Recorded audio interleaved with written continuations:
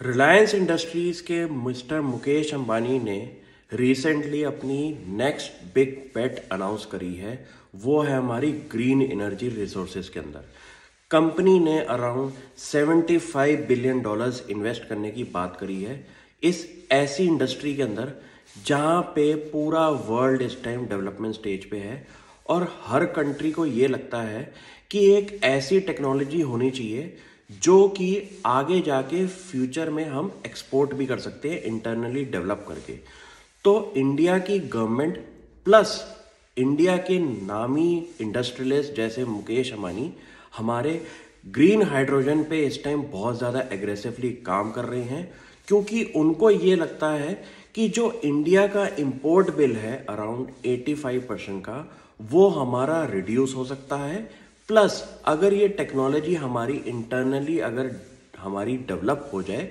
तो इंडिया आने वाले 10 सालों के बाद इस टेक्नोलॉजी से अपनी कैपेसिटीज इंक्रीज करके ग्रीन हाइड्रोजन हमारा एक्सपोर्ट भी कर सकता है।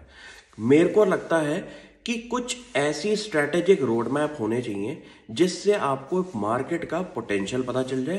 प्लस आपको एक रेडी मार्केट सर्व करने को मिल जाए, तो काफ़ी बढ़िया आपकी ग्रोथ ट्रैजेक्टरी डिसाइड हो जाती है। अब आप सऊदी अरामको जैसी कंपनी जो है जिसकी मार्केट वैल्यू अराउंड $2 ट्रिलियन से ऊपर की है, उसका एक ही काम है हमारा तेल को डिस्कवर करना, उसको प्रोसेस करना और उसको पूरे वर्ल्ड ओवर सेल करना।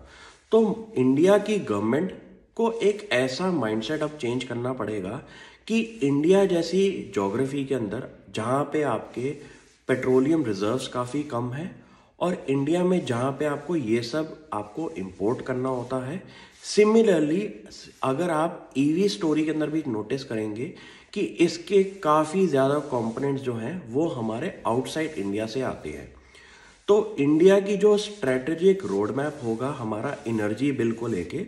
वो होगा कि एक ऐसी टेक्नोलॉजी हम डेवलप करें जिसके रिसोर्सेज हमारे इंडिया के अंदर ही हों। क्योंकि अगर आप ईवी के आप चेक करें बैटरीज जो हैं उसके अंदर मेजर कंपोनेंट हमारा फिर भी बाहर से इंपोर्ट होता है। तो ये भी एक लॉन्ग टर्म के अंदर एक प्रॉब्लम एरिया हो सकता है कि आपका ऑयल से आप हटके एक ऐसे सेक्टर में घुस गए हैं जहां पे फिर से आपके रॉ मटेरियल जो हैं वो इंपोर्ट हो रहे हैं। तो अगर लॉन्ग टर्म आपको खेलना है तो एक ऐसी टेक्नोलॉजी अगर ग्रीन हाइड्रोजन जैसी हो जो कि आप इंटरनली इंडिया में डेवलप कर सकते हैं, तो मुझे लगता है कि अगर हमारा इंपोर्ट बिल कम हो जाए और ऐसी टेक्नोलॉजी पे हम गीगा फैक्ट्रीज बना दें, तो ऐसी टेक्नोलॉजी से जो रिसोर्सेज होंगे वो हम एक्सपोर्ट भी कर पाएंगे। तो रिलायंस इंडस्ट्रीज जैसी बिग इंडस्ट्रियल हाउसेज जो हैं वो इस टेक्नोलॉजी पे काम कर रहे हैं, क्योंकि उनको ये पता है कि अगर मोबिलिटी जैसे सेक्टर के अंदर आपका एक ऐसा फ्यूल रेडी हो जाए जिसको इंडिया में डेवलप करके आप इंडिया की बिगर पॉपुलेशन साइज को भी सर्व कर सकते हैं, और अगर इसकी कॉस्ट ऑफ बिजनेस कम होगी और कॉस्ट ऑफ ऑपरेशन भी कम होगी, तो शायद ये टेक्नोलॉजी आपकी इंडिया के बाहर भी यूज़ हो पाए। तो मैं रिलायंस इंडस्ट्रीज़ की सबसे बिगेस्ट बेट पे इस टाइम काफ़ी ज़्यादा बुलिश हूँ। लेकिन हिस्ट्री ये कहती है कि जब रिलायंस इंडस्ट्रीज़ कोई बड़े सेक्टर के अंदर अपनी अनाउंसमेंट करता है तो उनका शेयर प्राइस भी थोड़ा सा अंडर परफॉर्म करता है निफ्टी को। तो ये भी आप सोचिए कि कभी कभी जो बिग मूव्स होते हैं उनकी वजह से आपके शेयर प्राइस के अंदर वो चीज़ें रिफ्लेक्ट नहीं होती। तो आप घबराइए नहीं, क्योंकि रिलायंस इंडस्ट्रीज ने पिछले 30 सालों के अंदर काफ़ी ज़्यादा शेयर होल्डर रिटर्न दी है। तो मार्केट के अंदर आप लॉन्ग टर्म में अगर बैठे हुए हैं और आपका स्टॉक की मैनेजमेंट जो है वो एग्रेसिव बेट्स हर 5 से 7 सालों में अगर ले रहे हैं, तो आपको शायद कंफर्ट एरिया मिल जाएगा कि कंपनी की मैनेजमेंट जो है वो अपना स्ट्रैटेजिकली अलाइंड है, क्योंकि उन्होंने अब अपने बिजनेस को अपने तीनों बच्चों में डिवाइड कर दिया है।